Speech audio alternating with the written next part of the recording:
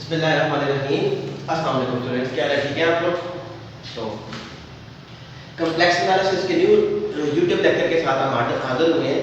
तो आज के लेक्चर में हम पढ़ेंगे कि हाउ वी कैन सॉल्व, कि हमारे पास एनालिटिक फंक्शन कौन सा होता है।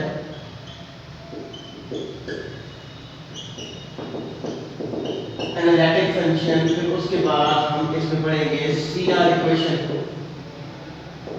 सीआर इक्वेशन को किस तरीके से सेटिस्फाई करते हैं, और थर्ड था हमारे पास एप्लीकेशन ऑफ सीआर इक्वेशन।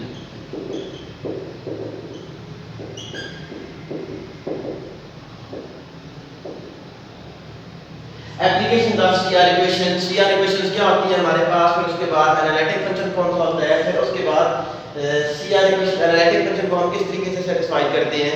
तो हमारा the most important topic about exam point of view, इसमें से आपको 5-6 एमसीक्यूज आ सकते हैं कि किस तरीके से हम सीआर इक्वेशन को सेटिस्फाई कर सकते हैं। No need to prove any CR equation का हम प्रूफ किस तरीके से कर सकते हैं, लेकिन हमारे पास सीआर इक्वेशन क्या है, एनालिटिक फंक्शन क्या है। तो सबसे पहले हमारे पास एनालिटिक फंक्शन कौन सा होता था। एनालिटिक फंक्शन हमारे पास वो वाला फंक्शन होता है जिसका डेरिवेटिव एग्जिस्ट करे। सबसे पहली बात कि analytic function in complex variable function में हमारे पास वो वाला फंक्शन होता है जिसका डेरिवेटिव एग्जिस्ट करे, या हमारे पास जो पहली बात थी, तो हम दूसरी बात कि वो हमारे पास सीआर इक्वेशन सेटिस्फाई करे।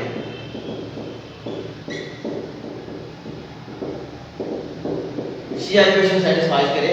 तो अब अगर हमारे पास क्या कहते थे कि हमारे पास इफ एफ ऑफ जी के कोई भी फंक्शन को दो कंडीशन सेटिस्फाई करे, उसको हम एनालिटिक फंक्शन कहते थे। कि हम सबसे पहली बात क्या थी कि एनालिटिक फंक्शन की जगह मेन डेफिनेशन करें कि f of g is differentiable, differentiable at g naught, कि किसी पॉइंट पर हमारे पास फंक्शन डिफरेंशिएबल हो, कि फॉर एग्जांपल हमारे पास f of z is equal to z square, f prime of z हमारे पास क्या आ जाएगा, 2z हमारे पास आ जाएगा। तो अब f प्राइम ऑफ 2 मतलब z की जगह हम 2 पुट आउट करेंगे, तो ये हमारे पास क्या आ गया था, 4 आ गया था। तो ये एग्जिस्ट कर रहा था, z नॉट हमारे पास क्या था, 4 था। तो किसी भी पॉइंट पर फंक्शन डिफरेंशिएबल हो, किसी भी पॉइंट पर फंक्शन डिफरेंशिएबल हो, उसको हम कहते हैं कि वो फंक्शन हमारे पास उसका डेरिवेटिव एग्जिस्ट करता है। तो अब सबसे पहली बात है f of z is differentiable at z naught, कि या तो वो z naught पर फंक्शन डिफरेंशिएबल हो, और दूसरी बात कि हमारे पास वो वाला फंक्शन हम कहते हैं if f of z is differentiable in some neighborhood of z naught, f of z is differentiable at some neighbourhood at z naught, कि z नॉट के नेबरहुड पर वो फंक्शन डिफरेंशिएबल हो, उसको हम एनालिटिक फंक्शन कहते थे। अब कोई भी फंक्शन हमारे पास सीआर इक्वेशन को सेटिस्फाई करे। मैं बताता हूं कि अभी सीआर इक्वेशन कौन सी होती है। कि अगर हमारे पास कोई इस तरीके से फंक्शन के बनो, मैं थ्योरम इसका लिखता हूं, फिर उसके बाद इसको स्टार्ट करते हैं कि हमारे पास किस तरीके से कहता था सीआर इक्वेशन। तो फर्स्ट ऑफ ऑल हमारे पास कहता है कि अब हमारे पास necessary and sufficient condition of CR equation.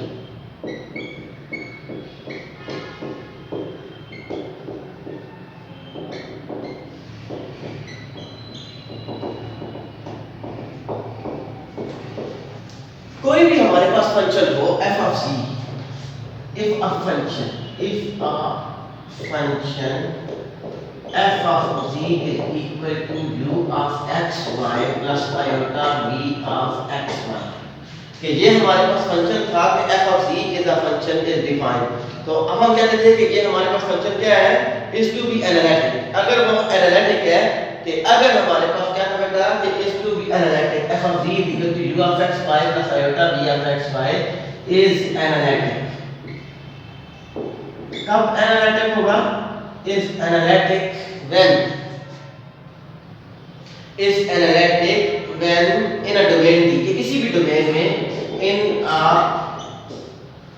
domain D when we have 4 partial derivatives।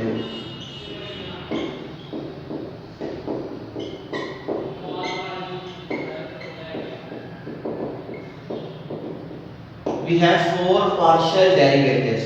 कौन कौन से पार्शियल डेरिवेटिव्स थे? u of x, v of y, v of x and u of y। ये फोर पार्शियल डेरिवेटिव को किसी domain के अंदर हम उसको बाउंड कर दें और हमारे पास ये कंडीशन सेटिस्फाई हो जाए कि अगर यही पार्शियल डेरिवेटिव अगर ये कंडीशन सेटिस्फाई कर दे u of x is equal to v of y and u of y is equal to minus v of x। ये हमारे पास इक्वेशन नंबर 1, ये इक्वेशन नंबर 2। कोई भी फंक्शन ये वाला फंक्शन अगर ये कंडीशन सेटिस्फाई कर जाए उसको हम कहते थे कि ये हमारे पास एनालिटिक फंक्शन है। उस फंक्शन को हम कहते थे कि these are called CR equations, Cauchy Riemann equations. CR equation भी हम इनको बोलते थे, ये हमारे पास काशी-रीमान इक्वेशंस भी थी। अब हम इसको क्या कहते थे कि हमारे पास प्रूफ कहते थे कि हम किस तरीके से प्रूफ करते हैं। तो प्रूफ की एज सच आपको जरूरत नहीं है, जस्ट मैं आपको बता रहा हूं कि जब आप लोग इसको क्या करेंगे, जब आपके ऑब्जेक्टिव टाइप पेपर होंगे तो आपको सीआर इक्वेशन का पता होना चाहिए कि ये इंपॉर्टेंट टॉपिक है। अगर वो आपके सब्जेक्टिव पेपर होते हैं उस लिहाज से भी और ऑब्जेक्टिव पेपर होते हैं उस लिहाज से भी। तो अब हम इसका प्रूफ करते थे कि how we can prove the CR equation sufficient and necessary and sufficient condition. Necessary condition में हमारे पास ये किस तरीके से प्रूफ होता है। अब सबसे पहले हमारे पास एक काम आ जाए कि हम कहते थे कि इफ कंडीशन इज नेसेसरी, कि अब हमारे पास जो सबसे पहले प्रूफ करते हैं कि दो तरह के इसके प्रूफ थे। Condition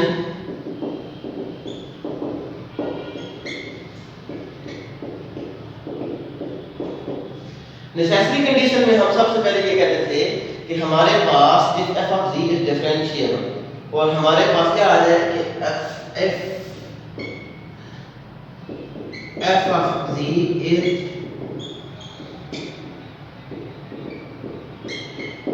differentiable. सबसे पहले हमारे पास फंक्शन डिफरेंशिएबल होना चाहिए और उसके बाद हमें पता है कि जब फंक्शन डिफरेंशिएबल और डेरिवेटिव किसी भी फंक्शन का एग्जिस्ट करे तो हम कौन सी डेफिनेशन लगा सकते हैं कि अब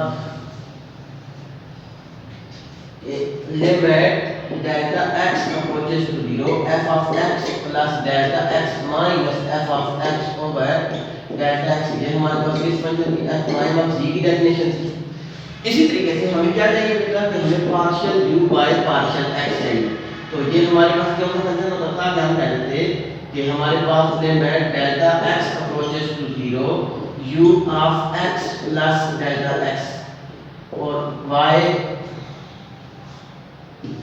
अब फंक्शन ऑफ सेवरल वेरिएबल था। ये बातें समझिएगा कि ये आप लोगों को याद काम आएगी, आपके क्वेश्चन आप लोगों ने खुद करने हैं कि अब हमारे पास क्या था कि z is equal to f of x y और f of x plus del x और f y plus del y। इसको हम क्या कहते हैं कि ये हमारे पास इसके इक्वल था z प्लस del z के इक्वल है।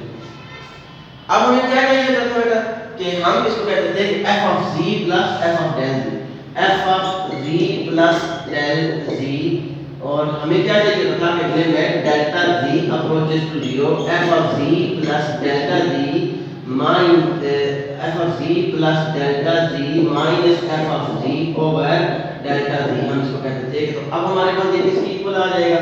इसको जब हम देखेंगे मैं इसे लिखता हूं, ये बहुत बड़ा फंक्शन हमारे पास बन जाएगा क्योंकि हमारे पास फंक्शन कौन सा गिवन था। हमने कहा था कि f of z is equal to u of x plus u of x y और plus iota v of x y। तो अब f of z plus delta z हमारे पास क्या आ जाएगा कि जिधर जिधर वेरिएबल था उधर हम इंक्रीमेंट ऐड कर देंगे f of x plus delta x y plus del y और plus iota v of x plus delta x y plus delta y हमारे पास आ गया था।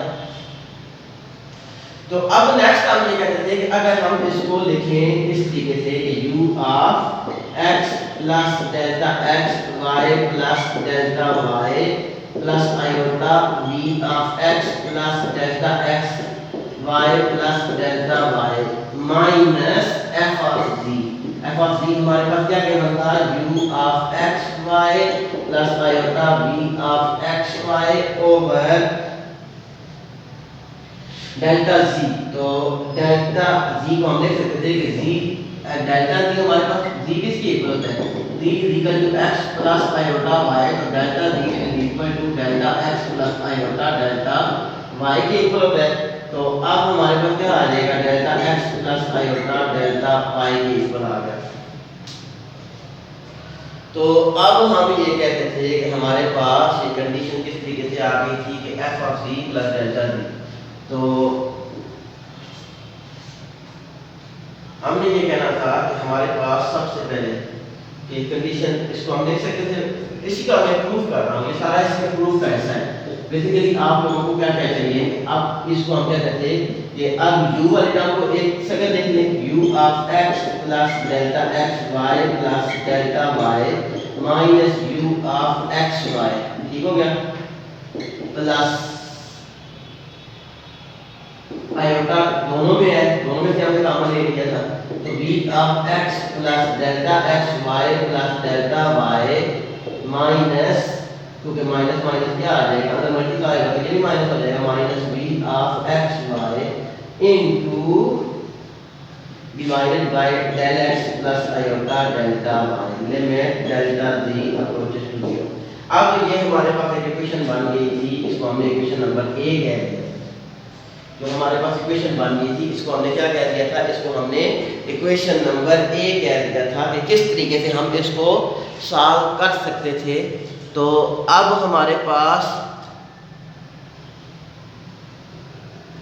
इसको हमने क्या करना है बेटा कि इस इक्वेशन नंबर a को दो तरीके से हम सॉल्व कर सकते थे। एक तो हमारे पास with respect to x axis कि हम along x axis and along y axis पर जब हम इसको सॉल्व करते थे तो अब हमारे पास किसकी इक्वल आ जाएगा कि z is equal to x plus iota y था, तो z is equal to x आ जाएगा बेटा, क्योंकि हमारे पास along y axis imaginary part x axis पर हमारे पास जब हम ग्राफ बनाते हैं तो इस वक्त हमारे पास x एक्सिस पर इमेजिनरी पार्ट क्या हो जाता है, 0 हो जाता है, और y एक्सिस पर हमारे पास x 0 हो जाता है, ये रियल पार्ट हमारे पास 0 हो जाता है। तो अब हमारे पास क्या हो जाएगा कि along y एक्सिस, तो अब हमारे पास क्या आ जाएगा बेटा कि limit delta x approaches to 0, क्योंकि हम डेल्टा g को लिख सकते थे delta g is equal to delta x plus iota delta y। तो अब हमारे पास डेल्टा जी किसके इक्वल आ जाएगा, along x एक्सिस, तो डेल्टा x के इक्वल आ जाएगा, डेल्टा y 0 हो जाएगा। तो हम इसको लिख सकते थे ये हमारे पास किसके इक्वल आ जाएगा, ये equation u of x plus delta x y plus delta y। तो अब हमारे पास डेल्टा y 0 हो गया था, तो y हमारे पास इसको लिख सकते थे बेटा इस तरीके से minus u of x y over delta x, ठीक हो गया। अब प्लस आयोटा, तो लिमिट दोनों पर अप्लाई करते हैं, limit delta x approaches to 0 v of x plus delta x into y minus v of x y over delta x। तो ये हमारे पास किसकी डेफिनेशन आ गई है, this is the definition of what, ये हमारे पास डेफिनेशन आ गई थी कि ये हम क्या कर रहे थे कि f प्राइम की वैल्यू फाइंड आउट कर रहे थे, f प्राइम ऑफ z हमारे पास किसके इक्वल आ जाएगा, this is the definition of partial u by partial x। सिर्फ x एक्सिस में इंक्रीमेंट हो और हमारे पास सिर्फ x एक्सिस में इंक्रीमेंट केवल हो तो उसको हम विद रिस्पेक्ट टू u कहते थे कि u with respect to x partial derivative क्या आ गया था कि partial u by partial x plus iota. तो ये हमारे पास किसके इक्वल आ गया था, partial v by partial x। इसको हमने इक्वेशन नंबर 1 कह दिया क्योंकि हम along x एक्सिस चल रहे थे। अब इसी तरीके से जब हम इसकी वैल्यूज फाइंड आउट करेंगे along y एक्सिस,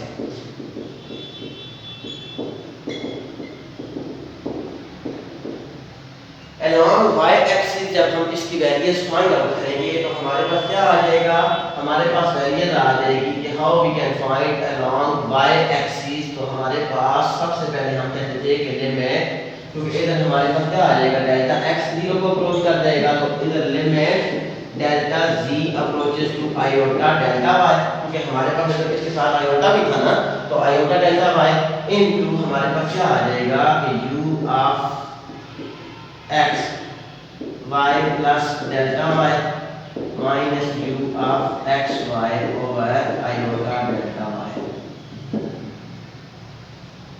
प्लस, ठीक हो गया। क्योंकि सिर्फ हमने क्या किया था कि y एक्सिस पे जब हम कर रहे हैं तो डेल्टा x अप्रोच टू 0 हो जाता है, तो इस इक्वेशन को हमने डेल्टा x 0 को अप्रोच कर दिया था, तो प्लस d वाली टर्म हमें अलग-अलग कर देंगे क्योंकि ये दोनों के साथ डिवाइड हो रहा था, दोनों के साथ अलग-अलग हमने डिवाइड कर दिया। तो limit delta z approaches to iota delta y into हमारे पास क्या आ गया था बेटा, आयोटा हमारे पास पहले से मौजूद था, इनटू हमारे पास v of x y plus delta y minus v of x y over into iota delta y, ये हमारे पास आ गया था। ये इसके साथ क्या हो जाएगा, कैंसिल आउट हो जाएगा। अब बेटा इसको देखें 1 ओवर आयोटा, इसको हम किस तरीके से लिख सकते थे, क्योंकि जब आयोटा इमेजिनरी पार्ट डिवीजन में भी हो तो 1 over iota multiply by iota over iota, तो हम इसको लिख सकते थे आयोटा के नीचे आयोटा स्क्वायर तो it is equal to minus iota, क्योंकि आयोटा स्क्वायर किसके इक्वल था, माइनस आयोटा के इक्वल था। तो 1 ओवर आयोटा कांस्टेंट था, कांस्टेंट इसको हम बाहर ले आए तो ये हमारे पास किसके इक्वल आ जाएगा, it is equal to minus iota into ये किसकी डेफिनेशन थी, ये हमारे पास सारी की सारी डेफिनेशन थी partial u by partial y plus इधर हमारे पास क्या आ जाएगा, इधर हमारे पास आ जाएगा partial v over partial y। तो ये दो इक्वेशंस आ गई थी, पहली इक्वेशन और दूसरी इक्वेशन, इनको गौर से देखें कि ये हमारे पास कौन सी इक्वेशन आ गई थी। इनको हम कहते थे कि these are the two equations. तो हम इसको क्या कहते थे कि अगर हमारे पास कि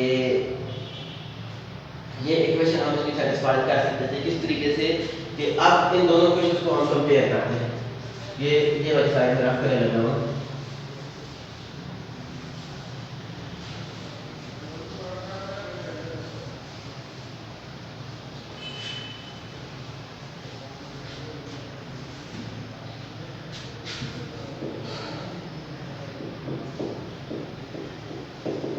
comparing the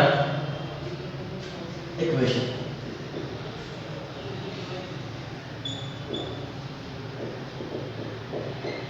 real and imaginary part। अब देखिए बेटा इक्वेशन नंबर 1 का रियल पार्ट कौन सा था, partial u by partial x is equal to, अब इसका इमेजिनरी पार्ट कौन सा था जिसमें आयोटा ना हो, वो हमारे पास रियल पार्ट होता है। तो इसका real part partial u by partial x था और इसका real part partial v over partial y, और दूसरी हमारे पास इसकी इमेजिनरी पार्ट कौन सा था, partial v over partial x, partial v over partial x is equal to, इसका हमारे पास कौन सा आ जाएगा, minus into partial u by partial y। तो हम क्या कहते थे कि ये हमारे पास क्या आ गया बेटा कि these two are the CR equations। इनको हम कहते थे कि ये हमारे पास कौन सी इक्वेशन है, CR इक्वेशन है, काशी रीमान इक्वेशन है। कोई भी हमारे पास फंक्शन इसको हम सिंपल लिख सकते थे u of x is equal to v of y और v of x is equal to minus u of y, या हमारे पास u of y is equal to minus v of x।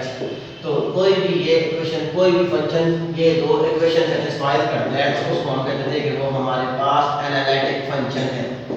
Analytic function in complex variable plane, कि वो हमारे पास कौन सा फंक्शन है, एनालिटिक फंक्शन है कॉम्प्लेक्स फंक्शन में। तो इससे रिलेटेड एक आध एग्जांपल कर लेता हूं, बाकी इससे रिलेटेड एग्जांपल आपको मैंने खुद करनी है कि अब हम क्या करते थे कि कोई फंक्शन है उसका डेरिवेटिव एग्जिस्ट करता है या नहीं करता।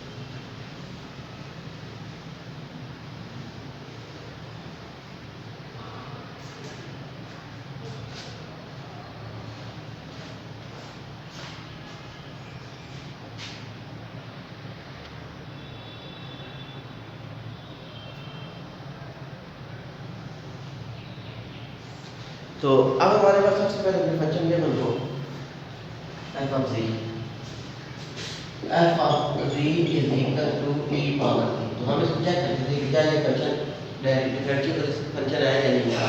तो हम इसको लिख सकते थे कि f of z is equal to e power x plus iota y। तो f of z is equal to e power x dot e power iota y। तो f of z is equal to e power x, तो e power iota y Euler function किसके equal आ जाएगा, cos y plus iota sin y। तो अब हमारे पास f of z is equal to e power x into cos y plus iota e power x into sin y। तो f of z किसके equal आ जाएगा कि अब हमारे पास फंक्शन, ये हमारे पास u of x y function था और ये हमारे पास v of x y। तो अब हम इसको क्या कहते थे कि ये हमारे पास फंक्शन कौन सा फंक्शन है, u of x y plus v of x y। तो u of x y हमारे पास फंक्शन था e power x into cos y और v of x y हमारे पास फंक्शन था e power x into sin y। तो अब हम इसमें इन इक्वेशन को चेक करते हैं कि क्या इनमें सी आर इक्वेशन सेटिस्फाई होता है या नहीं होती। तो अब हमें क्या चाहिए बेटा कि u of x is equal to v of y, जो पहली सी आर इक्वेशन थी। तो इसको with respect to partial u by partial x हमारे पास क्या आ जाएगा, e पावर x का डेरिवेटिव e पावर x ही आ जाएगा, cos y कांस्टेंट था तो एलिमेंट हमारे पास आ जाएगा। अब partial v power partial y, तो हमारे पास with respect to y e power x constant था, sin y का डेरिवेटिव क्या आ जाएगा, cos y। तो इन दोनों इक्वल थे हमारे पास, तो पहली कंडीशन हमारे पास सेटिस्फाइड हो गई थी। अब दूसरी कंडीशन हमारे पास कौन सी थी, सेकंड कंडीशन हम चेक करते थे। तो हमारे पास क्या आ जाएगा कि हम इसको कहते थे कि पार्शियल v और पार्शियल v और पार्शियल y। तो अब नेक्स्ट हमारे पास थी सेकंड इक्वेशन थी, हम इसको कहते थे कि हमारे पास पार्शियल सेकंड कंडीशन कौन सी थी, u of y is equal to minus v of x। तो u of y मतलब partial u by partial y। तो अब इसको विद रिस्पेक्ट टू y इसको डिफरेंशिएट करेंगे तो e power x cos y, तो ये हमारे पास किसके इक्वल आ जाएगा, e power x minus sin y के इक्वल आ जाएगा, क्योंकि cos y का डेरिवेटिव क्या आ जाएगा, माइनस sin y। अब उसी तरीके से हमारे पास v of x किसके इक्वल आ जाएगा, पार्शियल v और पार्शियल x। तो अब हमारे पास किसके इक्वल आ जाएगा, which is equal to e power x का derivative e power x into sin y। तो ये भी हमारे पास क्या आ गई, दोनों फंक्शन इक्वल थी, partial u of y is equal to minus v of x या minus u of y is equal to v of x। तो सी आर इक्वेशन सेटिस्फाई हो जाए तो मैं आप लोगों को सफिशिएंट कंडीशन बताना भूल गया था कि कोई भी फंक्शन हमारे पास उसका सी आर इक्वेशन सेटिस्फाई हो जाए तो उसका डेरिवेटिव किसके इक्वल हो जाए, f प्राइम ऑफ z। ये आपका एमसीक्यू भी आ सकता है कि f prime of z is equal to u of x plus iota v of x के इक्वल आता है। ये f prime of z find करने का फंक्शन था, तो f प्राइम ऑफ z किसके इक्वल आ जाएगा, u of x हमारे पास क्या था, हमने भी फाइंड आउट किया था कि this is the u of x which is equal to e power x into cos y plus iota v of x। तो v of x हमने फाइंड आउट किया था e power x into sin y। तो हम इसको लिख सकते थे which is equal to e power x common ले लें cos y plus iota sin y। तो अब e power x into cos y iota sin y को लिख सकते थे e पावर iota y। तो e power x plus iota y is equal to e power z। तो f prime of z किसके equal आ गया था, e पावर z के इक्वल आ गया था। तो कोई भी फंक्शन हमारे पास कंडीशन सेटिस्फाई कर जाए तो उसको हम कहते थे कि वो हमारे पास कौन सा फंक्शन है, हमारे पास उसको कहते थे कि वो हमारे पास एनालिटिक फंक्शन है। ये हमारे पास सफिशिएंट कंडीशन थी किसी भी फंक्शन की, अगर हम कहते थे तो ये हमारे पास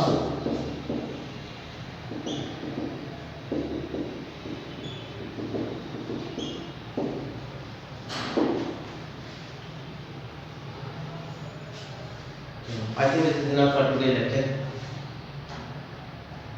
कि इसमें हमने सबसे पहले सीआर इक्वेशन के बारे में पढ़ा, एनालिटिक फंक्शन कौन सा होता है, फिर सीआर इक्वेशन का प्रूफ किया, फिर उसके बाद हमने सीआर इक्वेशन को सेटिस्फाई करवाया किसी भी एप्लीकेशन में।